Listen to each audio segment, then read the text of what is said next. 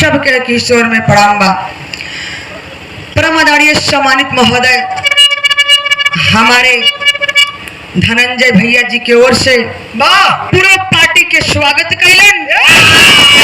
कोट कोट से नमस्कार बा, प्रणाम बा। सब भैया बाबन के किशोर में प्रणाम। मास्टर भाव में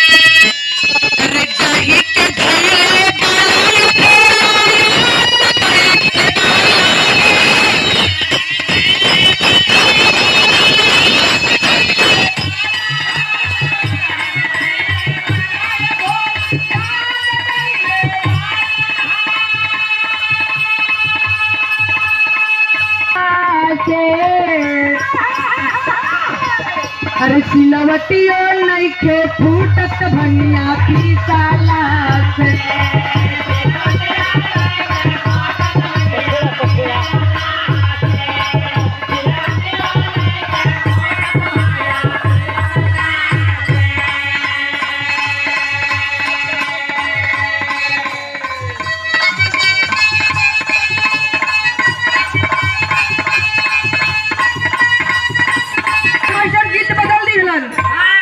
कोई पति पत्नी हाँ हो जैसे में के नया नया शादी भाई रहे उ दुल्ही नैहर से जब ससुराई रहे जब ओकर भैया लेवे इलन हाँ हो का लेवे हो लियावे आई रहलन हो का लेवे जौना में पर फेरी बोलल जाला।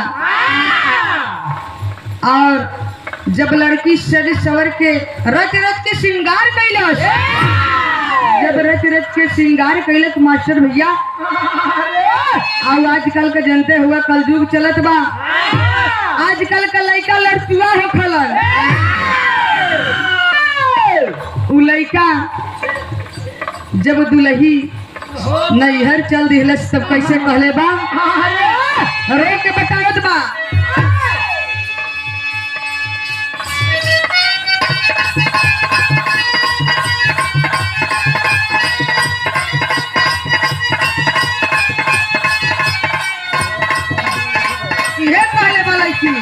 अरे नई हर जाए के हम कई तैयारियां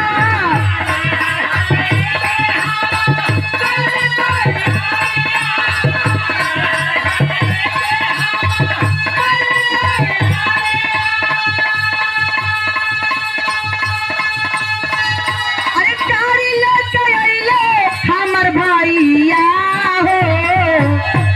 अरे अचारे से मुहवा अरे अचारे से मुहवा को पी के रोए लगले साइया अचारे से मुहवा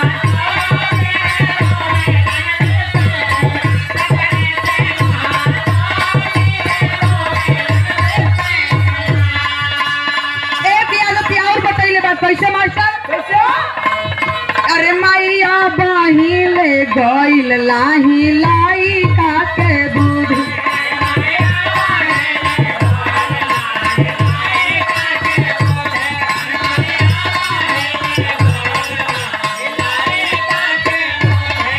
अरे हमारा से पहले गईले गाड़ी में कूद